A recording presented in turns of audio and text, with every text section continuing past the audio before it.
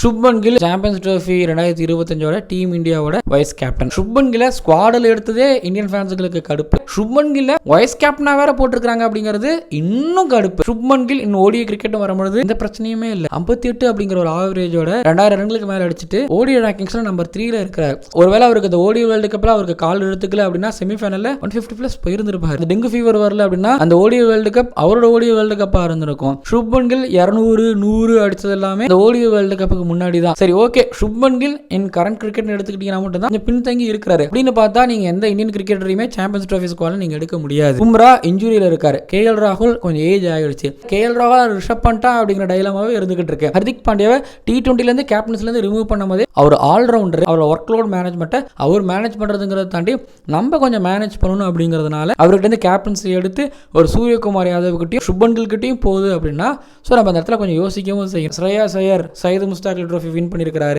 IPL win பண்ணியிருக்காருன்னு வேணா நீங்க நாமினேட் பண்ணலாம். பட் ஃபியூச்சர்னு யோசிக்கும் பொழுது கில்லு பக்கம் தான் போறாங்க. அப்புறம் வைஸ் கேப்டனா போட்டா அவர் 11th இருந்து வெளியில எடுத்து வைக்க முடியாதெல்லாம் கிடையாது. கேஎல் ராகுல் வைஸ் கேப்டனா இருக்கும்போது 11th இருந்து வெளியில எடுத்து வச்சாங்க. தென் சுப்மன் கில் எப்பெல்லாம் தடுமாறாரோ அப்பெல்லாம் யோசிக்காம அவர் எங்கெங்கெல்லாம் உட்கார வைக்கணுமோ அங்கெல்லாம் அவர் உட்கார வச்சிருக்காங்க. உங்க நாட்டோட ஃபியூச்சர் கேப்டனு இப்போ சாம்பியன்ஸ் ட்ரோஃபி 2025ல வைஸ் கேப்டனா போட்டிருக்காங்க. ஏத்துக்கோங்க.